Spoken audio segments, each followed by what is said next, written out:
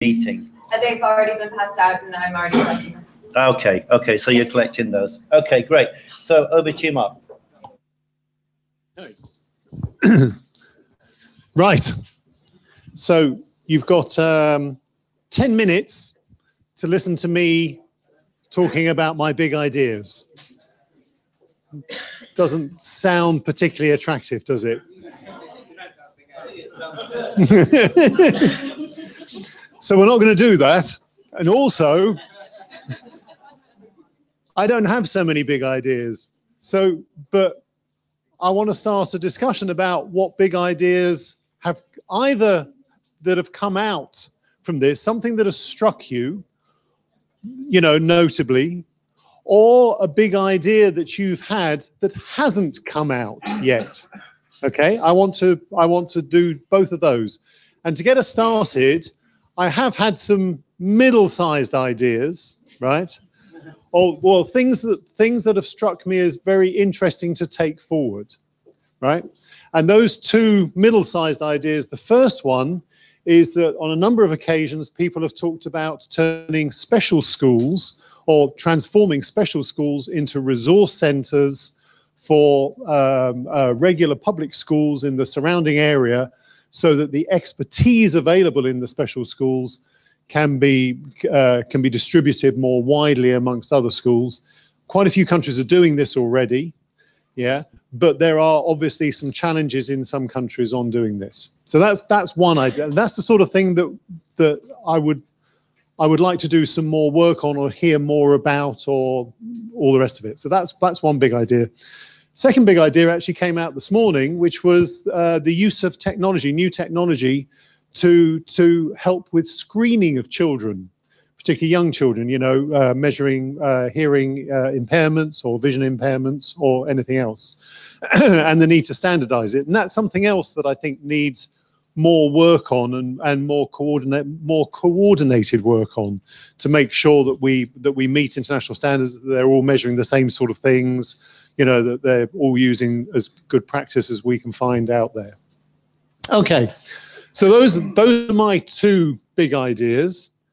And now, has anybody else got either something which has struck them over the last 2.5 days, or something that hasn't been raised that they think should have been raised over the last 2.5 days? Anybody? Patrick, you were talking about something earlier. Not to drop you in. Well, I had about 1 million, but two of them were just kind of practically, and I think we followed up just as donors, since collaboration is an issue for everybody. Just wondering, just thinking of how we can collaborate more effectively in areas of training or any other areas, so we're not reinventing the wheel and we're being complementary. And the other thing, just over lunch, there were discussions on how useful it is to have a one-pager that's chunked out like this. The one thing that had kind of come up in different places was on the issue of attitudes that's so critical. No big takeaways other than the fact that in some cases it's, you know, that's such a barrier to basic enrollment. Are there other ways of looking effectively at mobilization or working with school systems, but also with DPOs and with parents to try to make more significant strides in terms of that area? No, perfect. Okay, thank you, Mark. Another big idea is to break your big idea into smaller pieces, because sometimes you cannot, you know, screw or doing something or eat that big idea.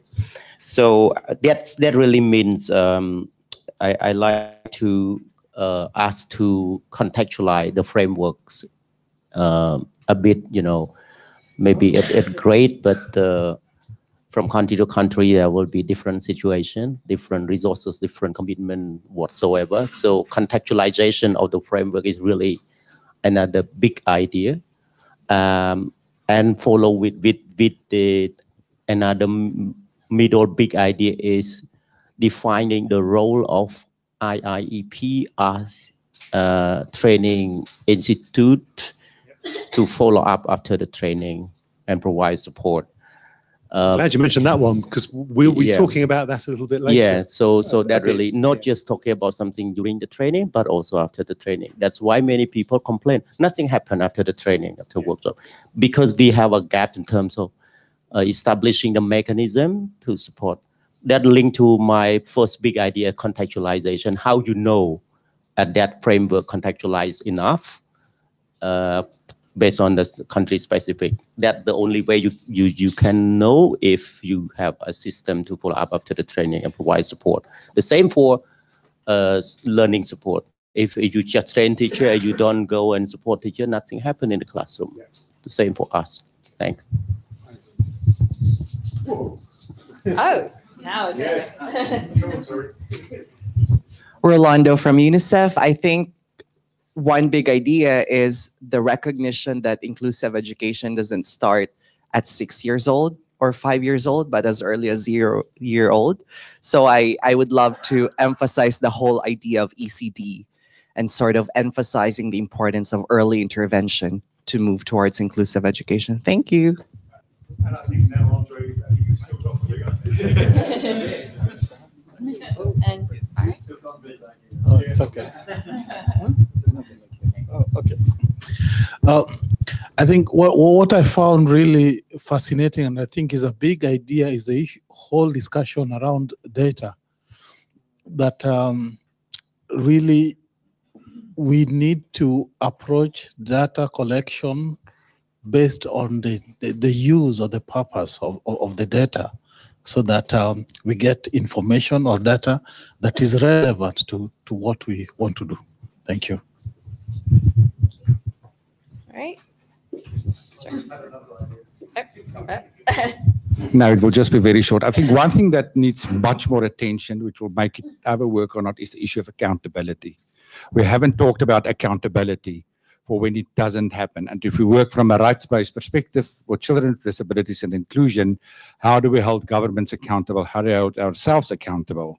And all the other duty bearers. And I think that is currently what is, for me, missing as a big idea.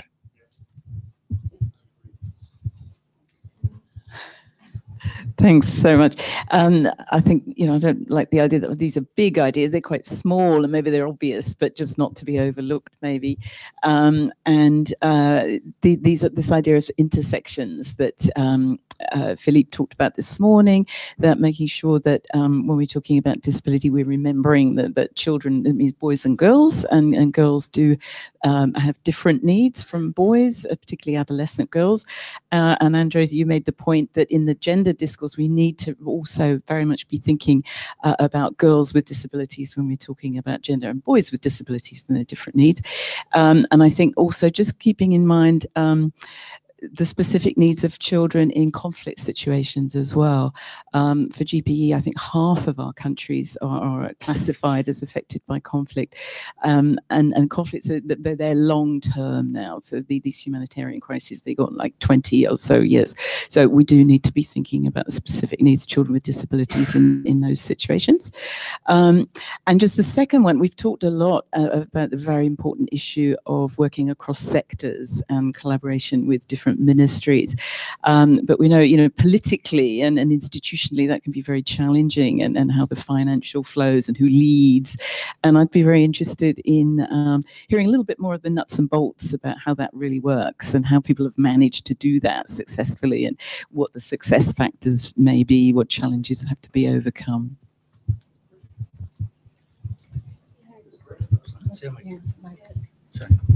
Yeah, for me, two things. One is the hearing that yesterday around role models and even role of parents. Probably more as a research topic, or the articulation of that. How does that contribute to an effective disability inclusive education system? And the other thing that I've been thinking of and sharing with our colleagues from Fiji, with the use of FEMIS, that data, disability, disaggregated data. Now, why are we sending our children to schools? In this case, children with disabilities, and tracking them along the way, identifying their needs. For me, the big idea is that contributing to inclusion in the community? Is that translating to employment? So I'm really keen to look at that, and I go back and I'm talking to our colleagues from the Ministry of Education, tracking that data, the usefulness of data collection, but it's more than that. Huh? Is that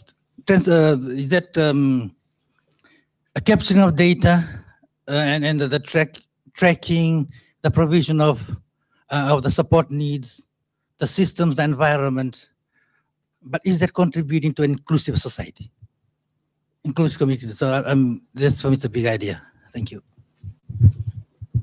That's really interesting. That's a really interesting question.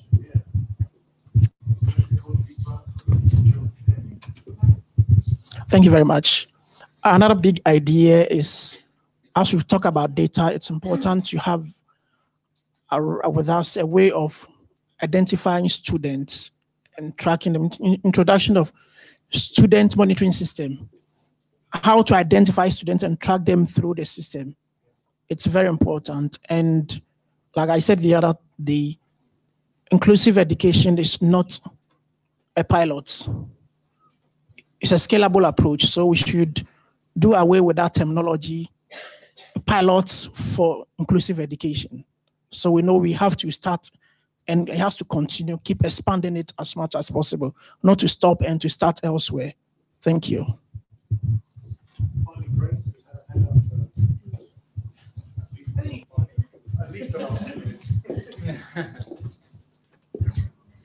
Thanks. So a few ideas from me. One thing that I've been thinking about here and thinking about generally in our work that we've been doing in Pakistan has been about how we can, as development partners, how we can demonstrate what inclusivity looks like in all of the work that we do kind of organizationally, and then the work that we do to support governments, to support NGOs, etc. So one of my ideas, but also what DFID is working on at the moment, is how we ensure that in everything that we do and how we approach everything, we are being disability inclusive, which has been a lot of soul searching.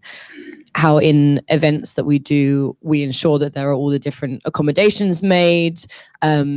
At our Pakistan disability event a few weeks ago, we had sign language interpretation. We had, we were thinking about it more organizationally. So I think it's just that continual thing of thinking, well, how can we always be demonstrating what inclusion looks like? And just one thing that was raised in one of the sessions, which was about, ensuring that people with disabilities are there throughout the education sector planning process. That we are asking questions about where people with disabilities are in terms of the teaching profession, education administration, etc. So just thinking of how do you visibly try to promote and what inclusion looks like, not just talk about it, but make it visible and real in everything that you're doing and all your considerations. That was one. And then something something else that we were just talking about was about, which I don't think came up in huge depth, was about how the massive market that there is for the private sector, for tech companies who have a lot of expertise in how to do things quicker and more efficiently and in jazzy ways, to come in and help with assistive devices, to help with screening and things like that. So how do we really engage with those organizations more? Something else that seems to have come out was around sign language, and how we can connect up different initiatives that are happening around sign language as national languages, sign language resources, etc. There's stuff happening in Pakistan, there's stuff happening in Ghana, I know there's stuff happening in Kenya. So there might be something particularly around kind of the deaf community and sign language. And then just the last thing that I was thinking of was about scale, and there are so many amazing things that are happening in so many countries. I'm thinking of Pakistan, where there's 23 million children out of school, and the scale of the challenge is huge, and Pakistan's at a very different stage from everywhere else. So just kind of how do we take this conversation forward in countries that are facing a huge scale of broader education challenge and kind of integrate it there. So that might be something for sort of future regional or country level workshops. Yeah. Thank you. That's time.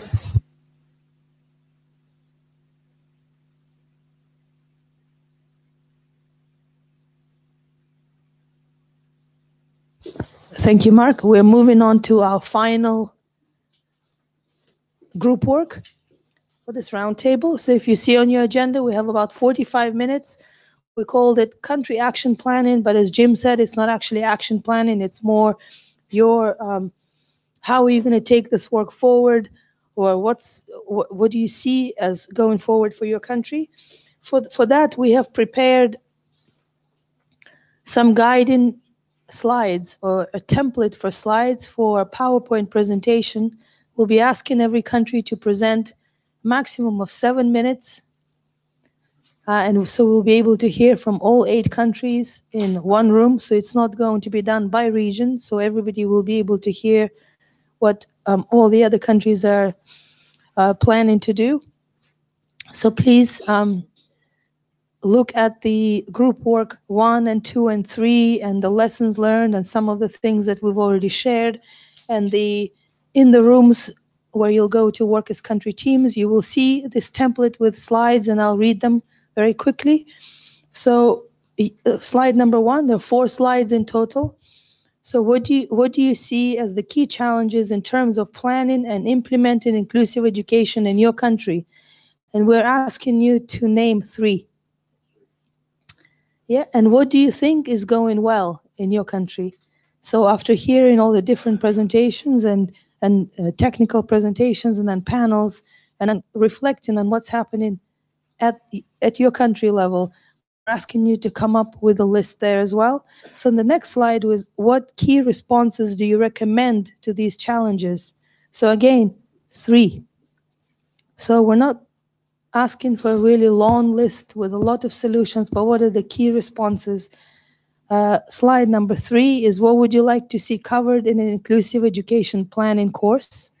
So remember the coffee activity that we have done. We already started to think about individually what you would like to get training on, but now we're asking you to take it to the next level and maybe put a couple of ideas on the slide. And then the 4th slide we left blank. So if you have any comments, ideas, suggestions, thoughts for the organizers or for the course, or some reflections or additional big ideas, please feel free to use that 4th slide. So we'll be spreading around the building for the last time, and we'll be coming back to this room, at 2:30. Right? And the final session will be 1.5 hours of country presentations. So 45 minutes of group work. Tori? 45 minutes of group work. If your group needs, I think everyone pretty much has their own laptops, but if you're having any trouble with technology, let me know. Also, when your presentations are done, email them to me so I can upload them. Thank you. Does everybody have your email address? Great. Everybody knows where they're going. Yeah, and every